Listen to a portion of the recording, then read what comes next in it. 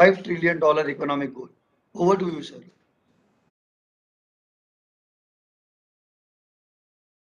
Namaskar.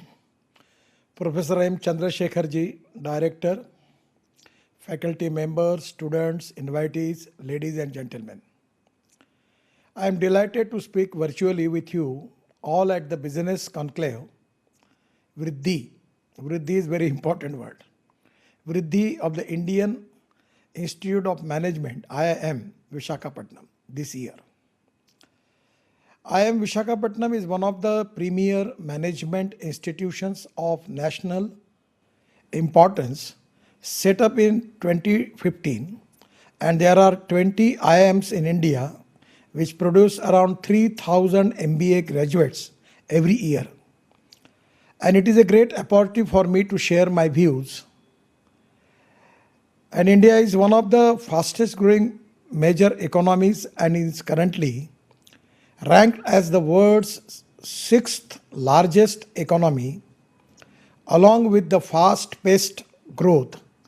And we also strongly believe that society should be livable and sustainable for all, with a focus on ethics, ecology, and environment. We all must be aligned with the commitment made by our Honorable Prime Minister recently at the COP26 summit to achieve the target of net zero emissions by the year 2070. This is a big challenge which calls for a collective efforts from all stakeholders, particularly from the educated and young generation like you.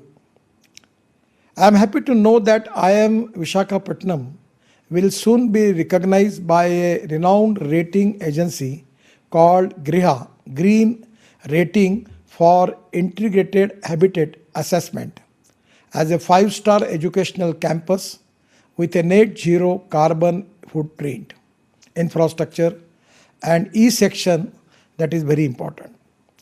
The government has taken several initiatives across all sectors to make Indian industry globally competitive.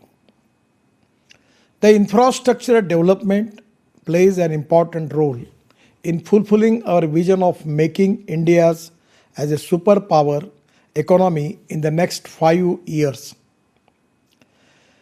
The government has given a massive push to the economy through the National Infrastructure Pipeline and PM Gati Shakti Plan, and these programs would ensure integrated and holistic infra development in the country.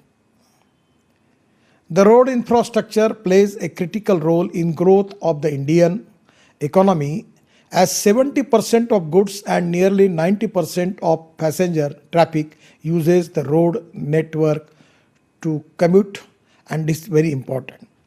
I am giving you the example. There are 4 important things. One is water, power, transport, and communication. These 4 things are very important as far as infrastructure development is concerned. And without road, without power, without water, without communication, we don't have industry. Without industry, we cannot get capital investment. And without industry and capital investment, we cannot increase growth rate and we cannot increase employment potential. So first of all, development of infrastructure is very important. Suppose we plan a big road, immediately roadside development start. So the road development, the waterways, the railway, the airways, actually these are very important as far as the growth of our country is concerned. And that's the reason that we have a very ambitious plan. But people like you who need to understand how we are going to raise the capital.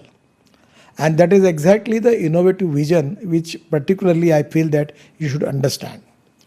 The government is dedicatedly working towards the development of a national highway network of 2 lakh kilometer length by 2025. It's a big thing. My ministry has conceptualized Bharatmala Pariyojana, an umbrella program for highway development which aims to create a road network of 34,800 km with a capital cost of rupees 10.3 lakh crore across the country. Through projects such as economic corridors, expressways, access control expressways, national corridors, inter-corridor routes and feeder routes, we are developing 22 greenfield access control expressways. Access control, new expressways. One is Bangalore, Vijayawada and Bangalore, Chennai expressway sections are already being developed. And in the state of Andhra Pradesh, and travel time between the Bangalore and Chennai will be reduced to 2 hours 30 minutes only. A greenfield corridor between Raipur and Visakhapatnam is very important. Is being developed because presently on the railway there is a traffic jam. And Visakhapatnam, when I was shipping minister, there was a big problem with the port. And Chhattisgarh having a lot of minerals. And here we can make a valuation in it and we can make the export, but it's not possible because of railway and road boat network was jammed. So we have already started to make this road Raipur to Visakhapatnam is being developed. Already 4-5 packages are already awarded and Visakhapatnam is being developed passing through backward districts of Chhattisgarh, Odisha and Andhra Pradesh. And this is really a growth highway for all the three threats. Besides cutting travel time and fuel cost, fast track highway network brings socio-economic development of that region. And I feel that this is really very important. To bring logistic cost below 10% of GDP from current 14 to 16% to 6 is a top priority for all of us. It can be possible. In China, the logistic cost is 8 to 10%. In European countries, the logistic cost is 12%. In India, we can reduce the logistic cost up to 10 to 12%. This saving of 4 to 6% means we will be more competitive in international market, by which we are going to increase our exports. And at the same time, by reducing this cost, we are also going to increase our growth rate, and it is very important. So I will request to all people like you who are making research that how we can reduce the logistic cost. First of all, making of good highways, access control. Second thing is using the fuel. Now we are using diesel. Now in place of diesel, we can use LNG, CNG, then we can use ethanol, bio-LNG, bio-CNG, then methanol, and also we can use biodiesel, and also we can make green hydrogen. And now from the wastewater in the municipal corporation area, by using solar energy and windmill, because the 70% of the cost in green hydrogen is the power. So people like you who can accept this challenge. Already Chennai IIT is doing lot of good projects. So my idea is in the municipal area, with the sewage water, we can make a big rooftop on solar and wind for segregation of solid waste management. And by that, the power which we will get, we can use it in the water. Water will be free of cost available. Power will be available with the reasonable cost, and by which we can make, by electrolyzer, using electrolyzer, we can make green hydrogen. And green hydrogen is the future, is the fuel for the future. In railway, in shipping, in industry, chemical industry, cement industry, steel industry, in transport, everywhere. So green hydrogen is the fuel. I just have one car now from Toyota. It is in Delhi in my house. And next 15 days, the Faridabad Indian Oil Laboratory is giving me the green hydrogen. And I am going to run that car in Delhi. And that is to prove that it can be possible. So my request to all of you that you should more concentrate on lithium ion battery, electric. You can concentrate on alternative of lithium, this chemistry, because there is a zinc ion battery, aluminum ion battery, different type of chemistry we can develop. And we can develop the green hydrogen, which is the future for us. And here the people like you who can make a lot of contribution for that. I always telling to the people that innovation, entrepreneurship, science, technology, research, skilled and successful practices. We name it as a knowledge. And conversion of knowledge into wealth is the future. And the second thing which I always insist, that no one is West. It is depending upon the vision. It is depending upon the vision of the leadership. It is depending upon the technology that you convert West into wealth. So on this, using these two philosophy, the people like you can make miracles. So this is the time that you need to understand what are the needs of the country and what are the things which we can export, get value addition to the country, by which we increase the growth rate and creating more employment potential. We are developing 35 multimodal logistic parks, MMLP, and allied ecosystem.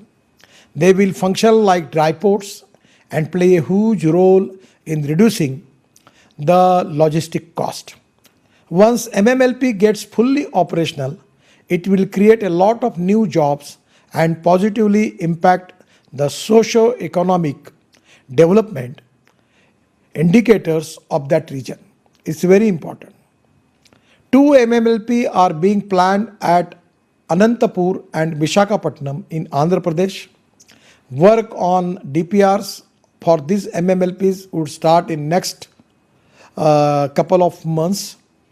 Students can analyze various models in logistic industry across the globe and apply their intellect to customize it to Indian needs, to bring efficiency in warehousing, inventory management, fleet management, and overall supply chain system.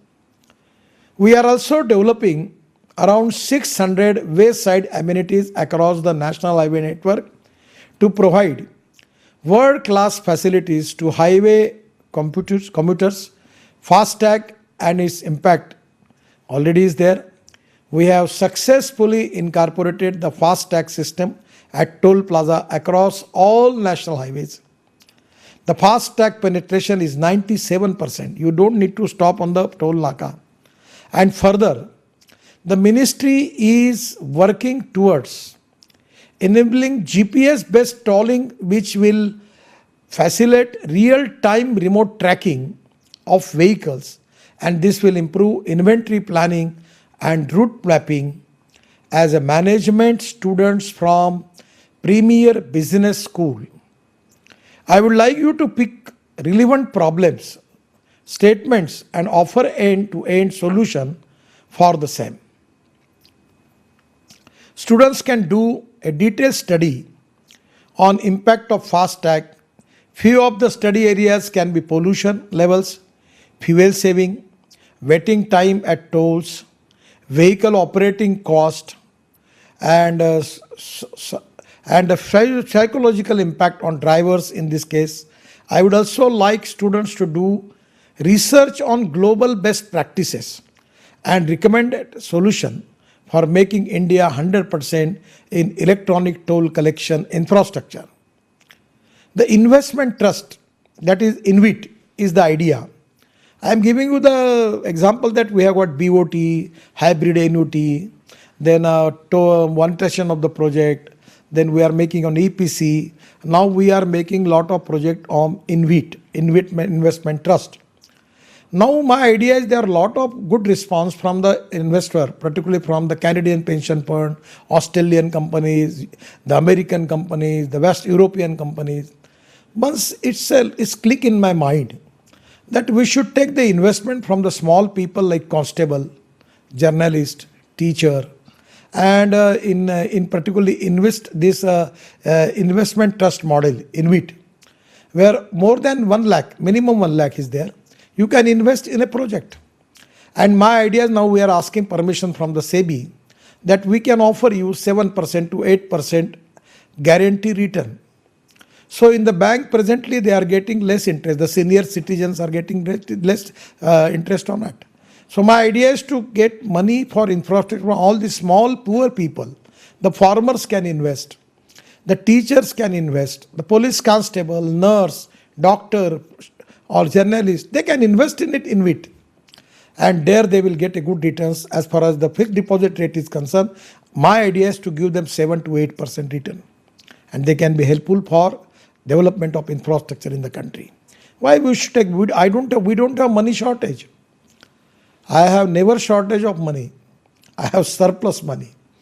But now I am decided to whatever the benefit which we are giving to the investor from abroad, we should give this benefit to the small people in the country, and that is why the investment trust model, a dedicated focus on building new cities, ports, bridges, tunnels, high-speed rail and highways will have a multiplier effect on jobs and help reduce unemployment. This is a very important problem. And there is a need for an investment-driven growth model to achieve the goal of $5 trillion. Just I am giving you the example. My budget is 1,20,000 crore. But every year I am making the road of 5 lakh crores. Then you may ask me that how you get this money. So presently my total income is 40,000 crore. And within 5 years it will be 1,40,000 crore. By using this strength, I am raising fund from the market. The Indian banks are giving me 25,000 crore. They are with me. One bank is telling, please take my money. And presently we have taken 25,000 with only 6.75 rate. So you understand, we are getting low interest cost fund from the banks. So presently at the time when we make BOT, we consider interest at 12%. But now in the EPC mode, we can make with a low interest cost. We can make the project and we can monetize the project. We will get the net present value, we will monetize the project for 20 years, 25 years or 30 years. And we get the present value by which we can again invest in road construction. By this monetization process, we will get crores of rupees. Now government had decided to monetize not only road project. We can monetize the transmission line projects, power projects. We can even monetize the project railway, aviation, airports. Everywhere there is a private public investment is coming. Because India needs lot of fund and government has got lot of constraint. And first of all, when in the country, when I start this BOT project, it was my first experience. I constructed that Mumbai-Pune Express Highway. That presently there was lot of criticism that you are taking toll. But at that time, Mumbai to Pune, the journey was 9 hours. And now because of express highway, it is 2 hours. So what is the saving? Because of 2 hours, the fuel saving is there and time saving is there. In place of they have to give the 500 rupees toll for that. But their saving is more than that. Now we have making Delhi to Chandigarh within 2.5 hours. We are making the road. Delhi to Amritsar, 4 hours. Delhi to Katra, 6 hours. Delhi to Srinagar, 8 hours. Delhi to Jaipur, 2 hours. Delhi to Dehradun, 2 hours. Delhi to Haridwar, 2 hours. And Delhi to Mumbai, 12 hours. You just understand presently one truck taking from Delhi to Mumbai taking 48 to 52 hours. But after this Delhi-Mumbai Express Highway, the truck will take it at least 24 hours. So in a month, suppose the truck is doing 4 trips from Delhi to Mumbai, 100% it is increased up to 8 to 10 trips. So they will get good returns. And the fuel saving is there because the speed is more than 80 kilometers. Now they are going by 40 meters and every city there is a traffic jam. So there is a saving in fuel, there is a saving in timing, there is a use of truck more, and that is the reason that the saving economics is there. So it is not the charge. By monetizing these projects, we are raising money and we are using again for the project and getting it, and that is the reason we increase the speed of infrastructure. That is exactly the important model. And that is the need of the country, because our country, we don't have that much money. I am telling you the waterways we are making. We are developing ports. We are developing aviation industry, new airports. I know that Chief Minister of Andhra Pradesh was with me and he is making now new airport in Visakhapatnam. And he was asking me that please give me connectivity for that. Okay, I will do it. And I am ready to give the new connectivity of national highway to your new airport. So 100% it is going to be benefited to the people by and large. At the same time, The way in which it is going to be developed, it is going to give more growth for the people of Andhra Pradesh. And this is exactly, we can make the goal, complete the goal of $5 trillion economy, which in turn requires access to low cost capital. Roads have the largest share in the national monetization plan at 26%, with a target of rupees 1.6 lakh crore over 4 years. We can do it, no problem. We don't have shortage of resources. So Infrastructure Investment Trust, InvIT, has enabled a new set of investors like mutual funds, insurance companies and pension funds to invest in the road sector. SEBI will formulate guidelines for that. The retail investors to participate in InvIT of NHI with an option to earn monthly returns.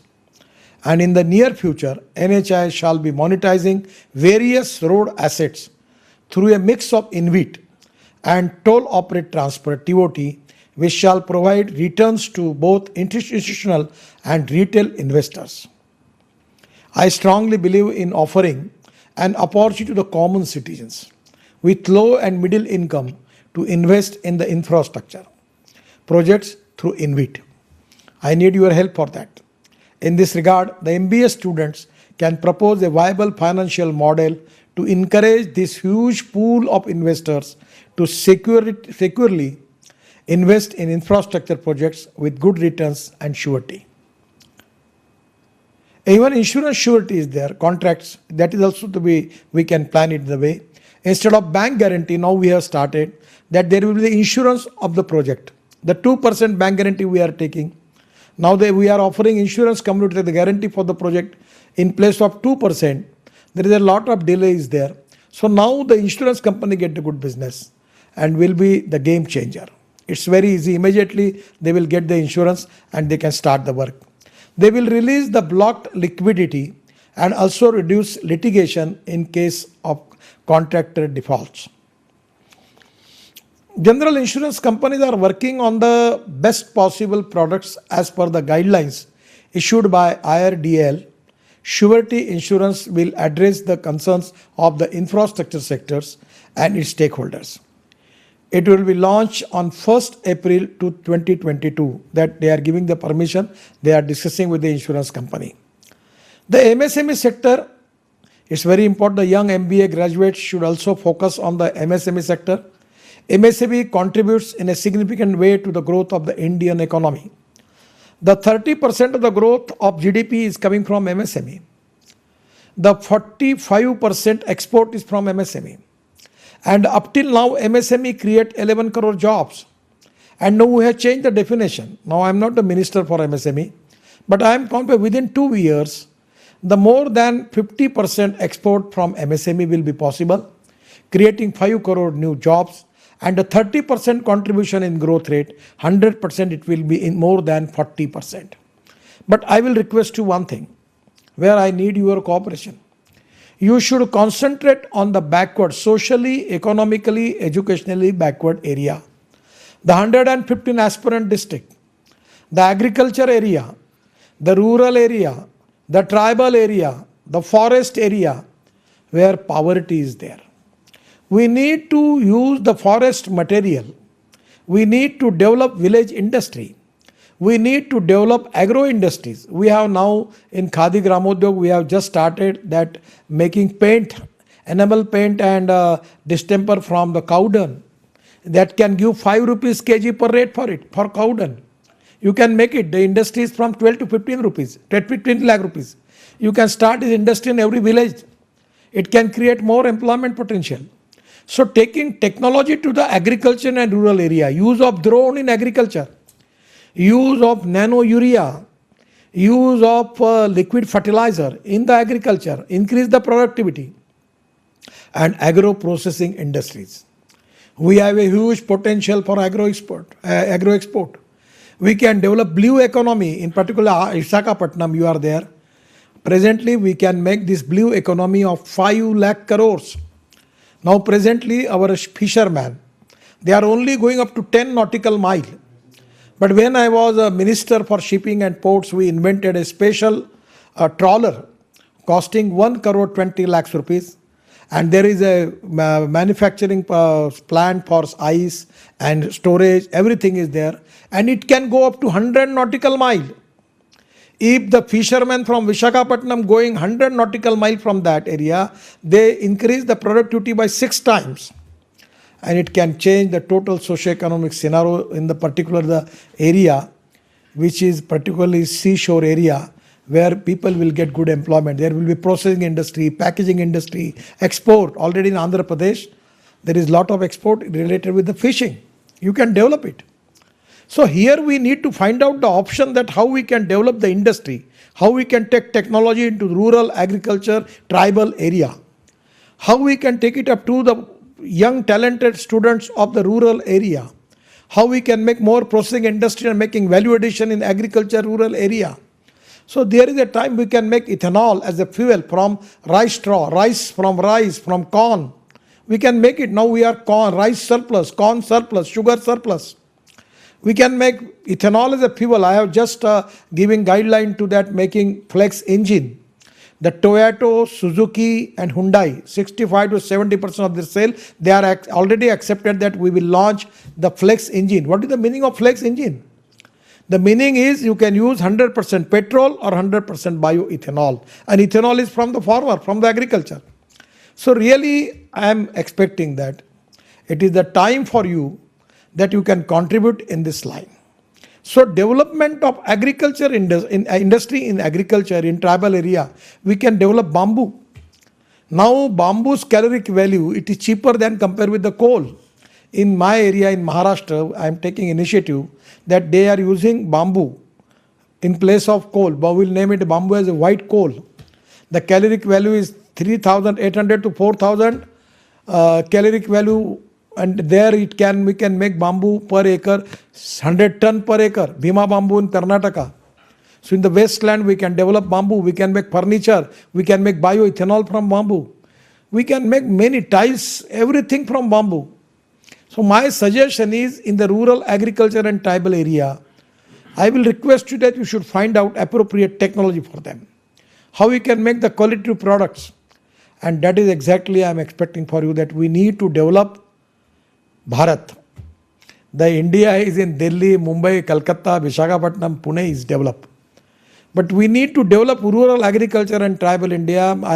It is a request from my heart to all of you, that how we can develop socially, economically, educationally backward rural agriculture, tribal India. The forest area, there already tourism is going to be developed. Just today, I was in Kana forest. There is a huge potential. Here, Pench, Tadoba, everywhere there is a huge potential. Lot of foreign tourists are coming now. The tourism is an industry where 49% capital investment is going to be used for employment potential. The handloom, handicrafts, sericulture, these are the things where we can develop. The fashion designer can take the special interest in development of sericulture. There is a huge potential for that. The Karnataka silk is popular, Banaras silk is popular. Here you can add your technology and your knowledge, where it can be a great value addition. We must be open to new technology which have a positive impact on the ecology and environment. I firmly believe that more than technical feasibility, economic viability is important for any upcoming technology.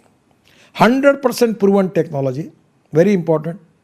At the same time, economic viability, availability of raw material and good marketing. Without that, we cannot go ahead. The alternative fuel, we have got the large market with so many upcoming new alternative fuels such as ethanol, methanol, LNG, bio-CNG, electric, green hydrogen. We can change the transport sector. We can reduce the pollution. Now I am just 8 days before I have discussion with the machinery, heavy construction equipment manufacturer association. The JCB company, with my request, they developed the JCB using 50% bio-CNG, and we can make bio-CNG from rice straw. 5 ton of rice straw is giving 1 ton of bio-CNG or bio-LNG. And now because of that, the JCB get a big order from Russia of 1,000 crore. So we can convert using biodiesel in Visakhapatnam. In Kakinada, you have an industry of biodiesel. So we can use that biodiesel. We can develop Jatropa, Ratanjot, Moa, Sal, Karanj, and Toli. That non-edible oil seed we can develop. The problem is that we need to use the biotechnology by which we increase the productivity and oil percentage, and by which we can get biodiesel from that. Here is a time where people can make more research on that. So what are the policies we adopt now will pave the way for the next 30 to 40 years. We have a huge responsibility on our shoulders, and as the transport minister, I am constantly working towards formulating policies that are market friendly and also transformative. Today, India is becoming the largest EV market for electric two-wheelers. I'm just telling you, presently our automobile market is 7.5 lakh crore. And my dream is, as a transport minister, to make it 15 lakh crore within 5 years.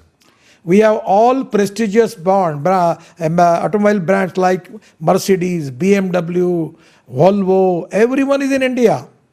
And we can increase our export. Even we can go ahead, compare with 15 lakh crore. This is the only industry which is giving maximum jobs and maximum GST revenue to state and central government. So now the Bajaj and TVS has already launched the flex engine motorcycle and scooter. My request to all of you, don't use this petrol motorcycle. Use flex engine. You can use ethanol. It's 62 rupees liter and petrol is more than 100 rupees liter. No pollution. Use green fuel. Now the green fuel is available. So 100% we intend to shift public transportation to 100% electric mode. I have electric car. IIM may take an initiative to explore and formulate innovative financing mechanism, factoring government incentives, loans and funding through green bonds, municipality bonds, etc. to create a viable alternative. The Visakhapatnam has got a big bus factory. They are now supplying lot of electric vehicles to the country, and they are successful, doing excellently. And that is to become now a big industry. You can develop the ancillary in Visakhapatnam. They can also making electric luxury buses now, just like Volvo and Scania. And the cost is very less. For suppose you are using petrol car, the cost is 15,000. Using CNG car, the cost is 7,000. And using electric, cost is only 1,500 rupees. We have electric surplus. We are making more solar energy. So this is the time that people like you have to make more invention, going for green hydrogen, electric, biofuel, ethanol, biodiesel. And this is exactly very important for the country. Presently, our import for petroleum products is 8 lakh crore. And next 5 years, it will go up to 25 lakh crores. The semiconductor is a big shortage in the country. You have a challenge that you can go into the details of it, because in the particular the electronic hardware, our imports are increasing. We need to find out the solution. Even electrolyzer, the IIT students from USA, they are starting their good factory in Bangalore, making electrolyzer. So you can make the miracles. So I always emphasize on adopting ethanol as a fuel.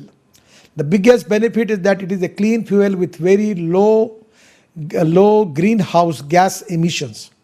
The additional income generated benefit the farmers, which are actually socially, economically backward, which empowers the rural economy. We have issued an advisory to the automobile industry to introduce flex engines and strong hybrid flex engine on ethanol with electric. That Camry model of Toyota, you remember, that petrol and electric. Now in place of petrol there will be ethanol and with electric, 40% electric. All the now companies are ready to launch this type of models which can going to reduce our air pollution. So really the Indian market is very, very popular, becoming popular related with the flex engines and electric engines. We need to push that. The users an option to run on either 100% petrol or ethanol, and you can use your scooter also. You can use electric bike, electric scooter, flex fuel engine scooters.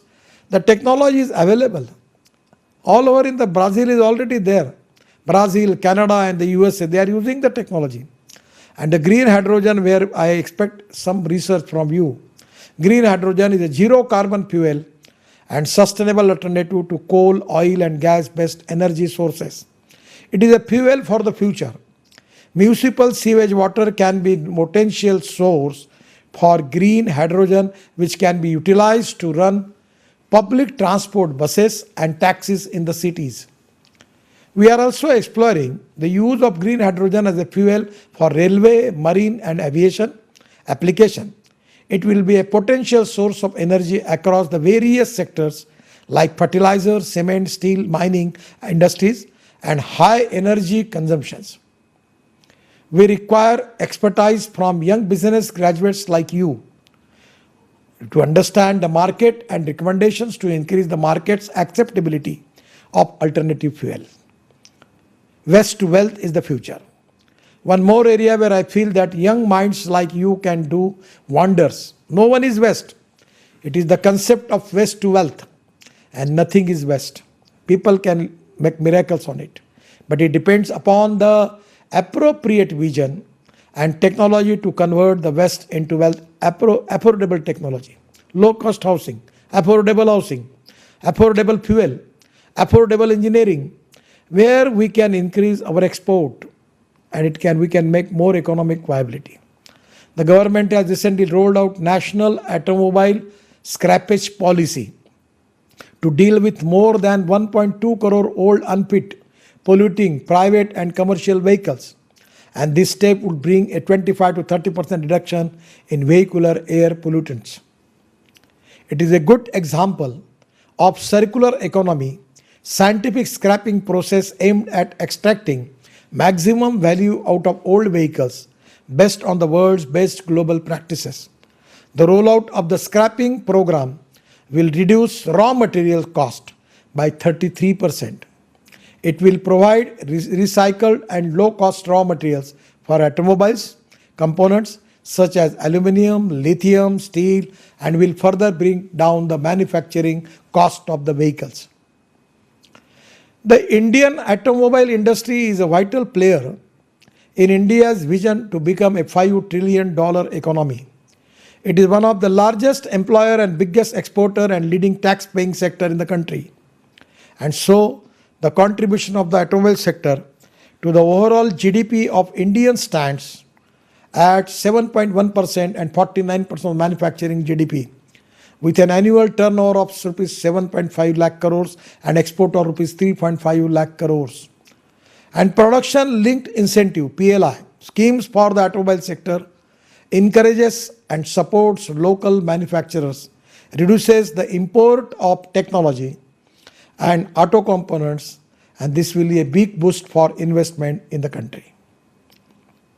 In next 5 years, we aim to make India's automobile sector as number one sector in the world.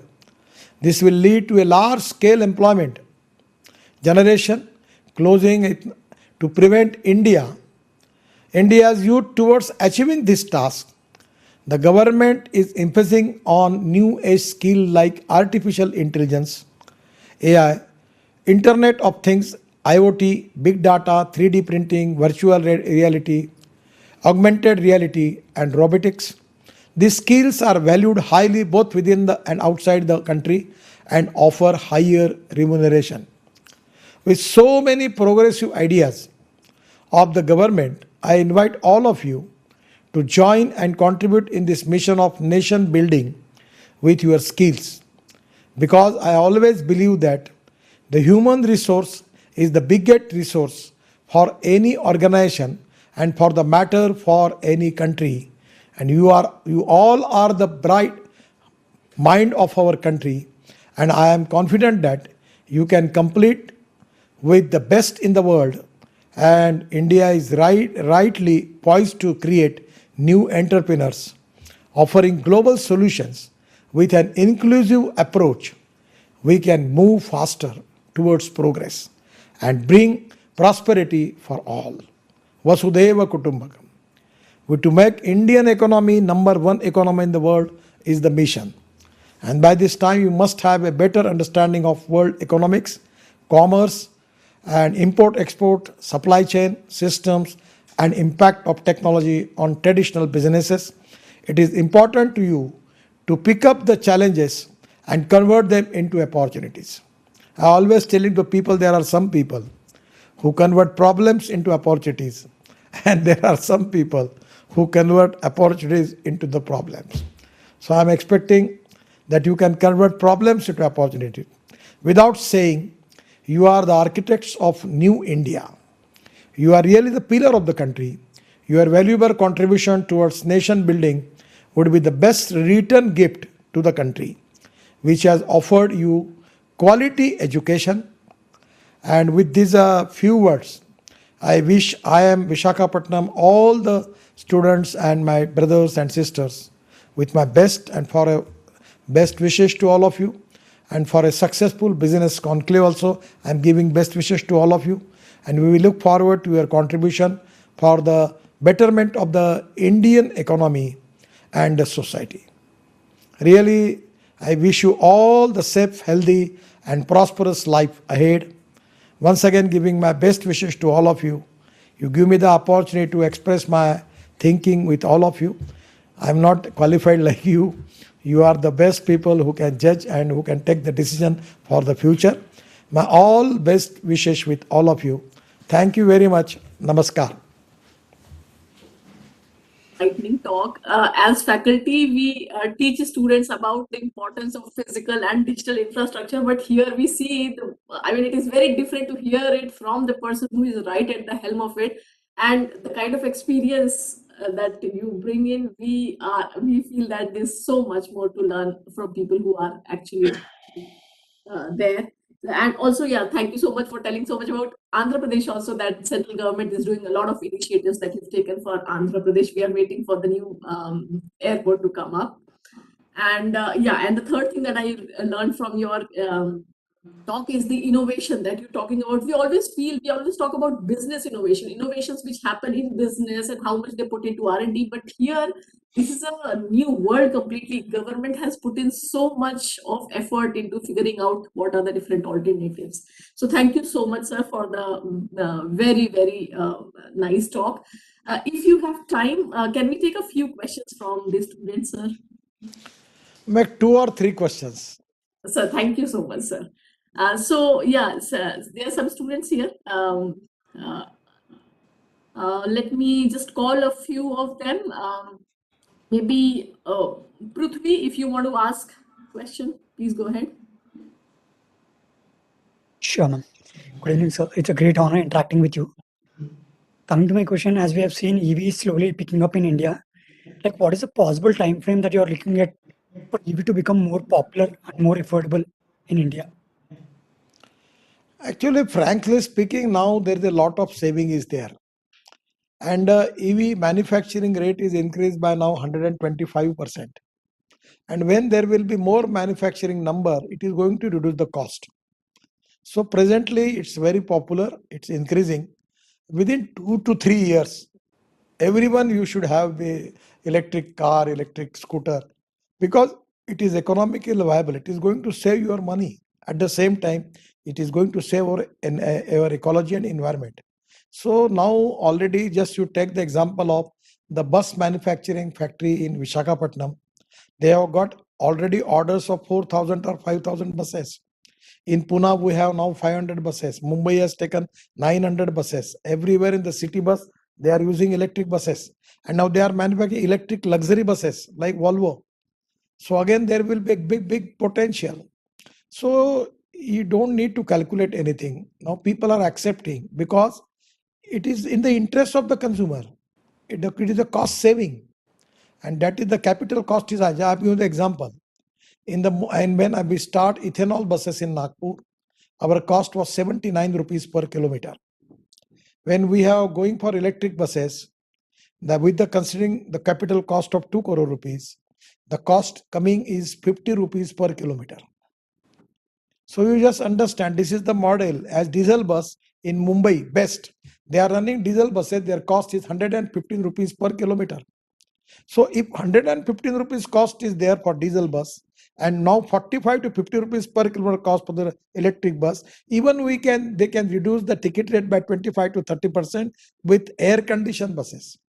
So this is the economic viability. So don't bother. Don't need two people to convince them or marketing. People are going to take it, and within 2 years, total scenario will be changed. Thank you, sir. Yeah, Sharvari, would you like to go ahead with your question? Yes, ma'am.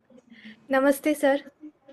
I wanted to know about the challenges faced during the implementation of Gati Shakti, the National Master Plan for Multimodal Connectivity. And I'm also curious about the strategies and approaches in tackling them. In the government, every time there are challenges. But it is difficult for me to tell you about what are the challenges. Means I'm telling you the problems. And as a minister, I'm a member of Council of Minister, the cabinet. It will not be appropriate for me that I can tell you the negative points about it. But I'm telling you one thing. When I was making Mumbai Pune Express Highway, the journalist asked me the question that how much time it will take you to complete this highway. I tell them 2 years. Then they ask me what will be the cost. I say 1800 crore. Then he is asking how much money you have. I give them answer that 5 crore rupees. Then the journalist laughs me and he asks me that Dhirubhai Ambani, the Reliance is telling that they will take 3600 crore for completing this project. I'm talking about 96, 97. And you are making it 1800 crore. Then you have only 5 crore rupees. And you are making this 1800 road in 2 years. And where is money? Then what you have? How you can claim that? I complete the project, I get the money. And my answer was that if there is a will, there is a way. And if there is no will, there is only survey, discussion, seminar, committee, subcommittee, and research group.